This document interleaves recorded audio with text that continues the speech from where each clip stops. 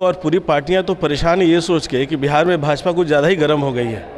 मुझे लगता है कि आदरणीय गृह मंत्री जी जो पूर्व के अपने भाषणों में, चाहे प्रदेश अध्यक्ष जी, चाहे हमारे बिहार के प्रभारी जी, चाहे देश के यशस्वी प्रधानमंत्री जिन्होंने इशारा किया है, कह रहे थे नीतीश कुमार को नसीहत दे रहे थे। नसीहत के दरमियान उन्होंने कहा कि इंडिया छोड़ दीजिए, इंडिया को त्याग दीजिए, नहीं तो आपका कैरियर बर्बाद हो जाएगा, आप बचे रहिए। तो इसका संदेश क्या जा रहा है? साफ तौर पे यही संदेश जा रहा है बाहर में कि नीतीश कुमार के बिना भाजपा यहाँ बिहार में मजबूत नहीं है। अमित शाह जी की जो सलाह थी वो नीतीश जी के लिए व्यक्तिगत सलाह थी।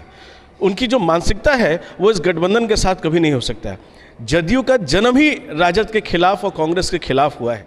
बिहार में भारतीय जनता पार्टी का गठबंधन अब जदयू के साथ नहीं होने जा रहा है और ये नसीहत बिहार वासियों के लिए गृह मंत्री जी ने दिया है। नमस्कार, मैं हूं सोनू और आप देख रहे हैं मीडिया दर्शन अखबार का यूट्यूब चैनल।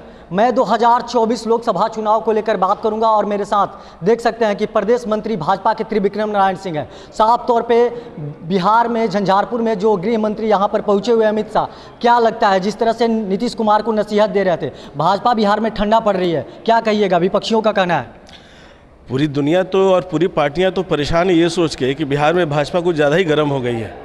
मुझे लगता है कि आदरणीय गृह मंत्री जी जो पूर्व के अपने भाषणों में, चाहे प्रदेश अध्यक्ष जी, चाहे हमारे बिहार के प्रभारी जी, चाहे देश के यशस्वी प्रधानमंत्री जिन्होंने इशारा किया है, और इबादतें तो लिखी जा चुकी हैं।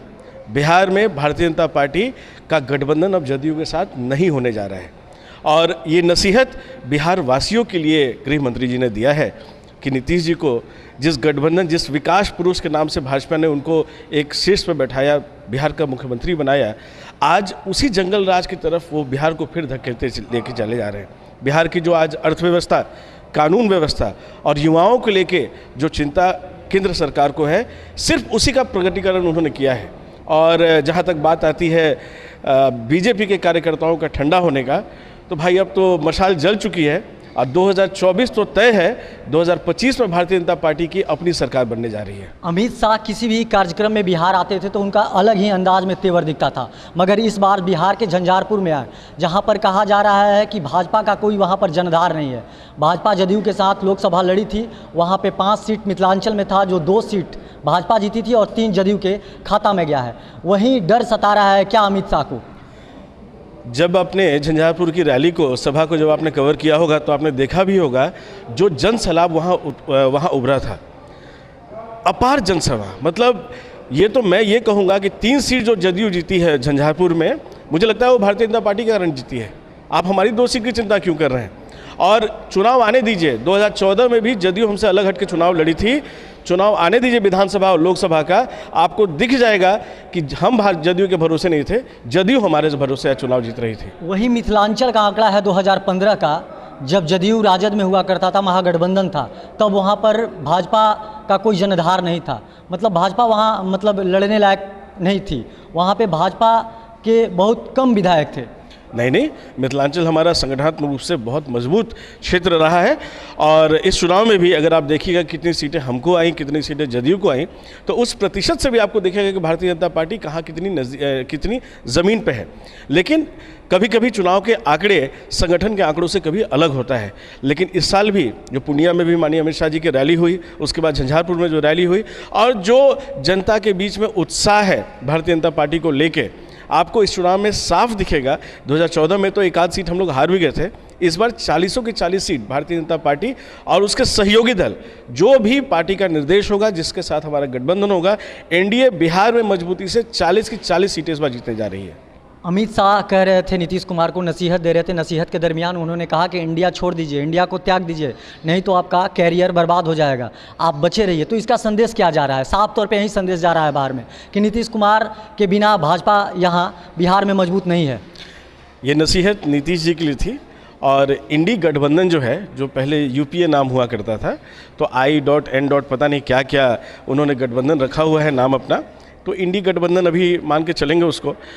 तो नीतीश जी की ये जो अमित शाह जी की जो सलाह थी, वो नीतीश जी के लिए व्यक्तिगत सलाह थी। उनकी जो मानसिकता है वो इस गठबंधन के साथ कभी नहीं हो सकता है। जदयू का जन्म ही राजद के खिलाफ और कांग्रेस के खिलाफ हुआ है, और आज जब उसके साथ गलबहियाँ बन करके और सिर्फ सत्ता के लालच में नीतीश जी जब बैठ गए वहाँ पे, तो अपने आप को असहज महसूस कर रहे हैं। तो इसी के लिए मुझे लगता है कि आदरणीय अमित शाह जी ने उनको एक सलाह दिया होगा। बाकी नीतीश जी की अब एंट्री हमारे यहाँ भाजपा में मुश्किल नहीं, नामुमकिन है। मतलब सारे दरवाजे बंद हो चुके हैं? सारे दरवाजे बंद हो चुके हैं। भारतीय जनता पार्टी का कार्यकर्ता आज चुनाव लड़ने के लिए हर सीट पर तैयार है। हम तो इंतजार करें कि चुनाव की घोषणा कब हो रही है। नीतीश कुमार के नेताओं का कहना है कि वो अपने बारे में सोचे, मेरे बारे में क्या सोच रहे हैं, खुद वो बिहार में मजबूत नहीं दिख रहे हैं। बिहार की मजबूती तो उनकी तिलमिलाहट का कारण बना हुआ है।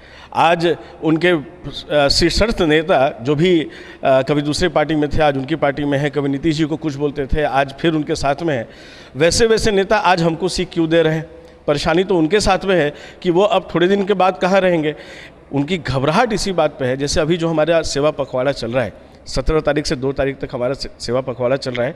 प्रधानमंत्री जी का जन्म दिवस को भारतीय जनता पार्टी के कार्यकर्ता बूथ लेवल पर जाके, नीचे जाके, लाभार्थियों के जाके बीच में मनाते हैं और वहाँ से उनके लिए आयुष्मान और चिरंजीव होने के लिए वहाँ से उनकी कामना और आशीर्वाद लेते हैं। हम ज़मीन के कार्यकर्ता हैं, हम जनाधार वाली पार्टी हैं, हम सबका साथ सबका विकास की बात करते हैं। जब ये और जन कल्याणकारी योजनाओं के तहत में हम जाके लोगों से जुड़ते हैं, जिसकी मंशा ऐसी हो उसको कहाँ किसी का डर भय है। आज डरने का विषय तो जदयू को है कि तेजस्वी जी उनको कितना सीट देंगे, कब उनको सत्ता से निकाल देंगे, कांग्रेस वाले उनको कितना पूछने वाले हैं, माले के साथ गठबंधन में क्या होगा, ये सब उनके मन में संशय है। हमारे यहाँ तो बिल्कुल साफ है, उनके खिलाफ हम चुनाव लड़ने जा रहे हैं।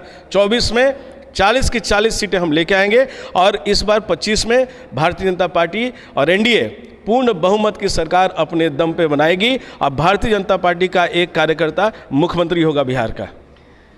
जैसे कि अभी आपने सुना, जो भाजपा के प्रदेश मंत्री त्रिविक्रम नारायण सिंह है, साफ तौर पे इनका कहना है, बातों बातों में ही नीतीश कुमार पर तंज कसते हुए इन्होंने बहुत कुछ कह दिया। साफ तौर पे इन्होंने कहा कि 2024 लोकसभा चुनाव में 40 सीट के 40 सीट ही जीतेंगे और आने वाले 2025 के विधानसभा में भी भाजपा का मुख्यमंत्री बनेगा। बाकी तमाम आप ऐसे ही खबर देखने के लिए हमारे साथ बने रहिए। तब तक के लिए दीजिए इजाज़त। धन्यवाद।